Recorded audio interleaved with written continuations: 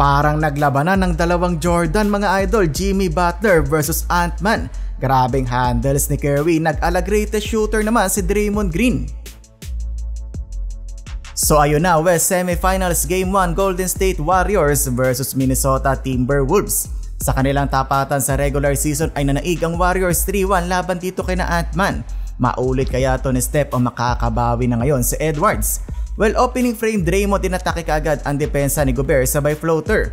Nakakabawi naman agad ang sentro ng Wolves sa kanyang tip-in. Yun nga lang, wala pang isang minuto mga idol sa game, may eksena kaagad. Paano ba naman etong si Hield, mali ang suot na short?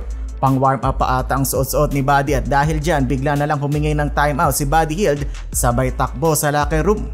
Stephen Curry nailista ang kanyang first bucket in the game, layup mula sa greatest shooter, habang si Jimmy Butler nakatikada naman ng tres. 7-minute mark si Curry naman ang nakatres, back-to-back pa yan mga idol, sinundan kaagad ng 3-pointer ni Podziemski.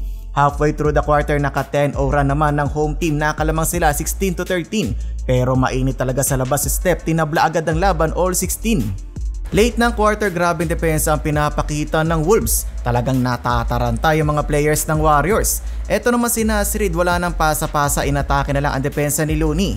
Natapos ang first quarter 20-18, lamang ang Wolves.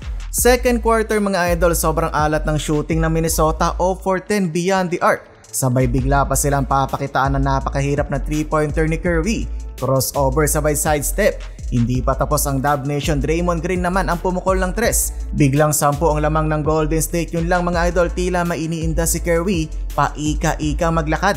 Dumiretso ng locker room si Steph pero no Curry, no problem para sa Golden State dahil nag-ala Steph Curry na si Dre.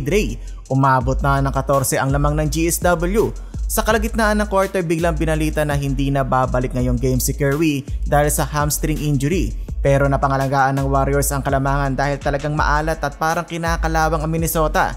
Draymond Green takeover mode na mga idol, pumakita pa ng two-handed jam, iwan si Nasrid na tila may iniinda din.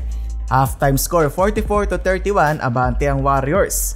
Third period, Buddy Hield sa wakas nagising din, back-to-back 3-pointer 55-35, 20 ang lamang ng Golden State. Meanwhile, 0 for 10 na si Ant-Man para may takip ang ring ng Minnesota. Kanina nag-ala Steph Curry si Green, ngayon naman nag-ala Steve Kerr. Siya na yung nag-drawing ng play sa kanyang team. Finally, matapos ng ilang minuto, nakascore din si Anthony Edwards. Ginanahan si Ant-Man, naka-end one play pa nga kontra kay Green. 4-minute mark, nagpapalitan ng dalawang anak ni Jordan. Edwards inatake si Butler, bumawi naman ng jump shot si Jimmy Butler. Edwards patuloy na inaatake ang rim habang sumasagot talaga sa kabila si Jimmy Buckets. Fourth period, hindi sumuko ang Wolves na ibaba nila sa single digit na lang ang lamang ng Warriors. 5-minute mark, binalik sa 12 ni Buddy Hield ang lamang sa kanyang another 3-pointer sabay sinundan pa ng teardrop ni Jimmy Butler 90-76. Late ng quarter, nagpalitan pa ng 3 si GP2, Ant-Man sabay Buddy Hield. Ending mga idol, nakasurvive sa run ng Wolves ang Warriors, nakuha nila ang Game 1.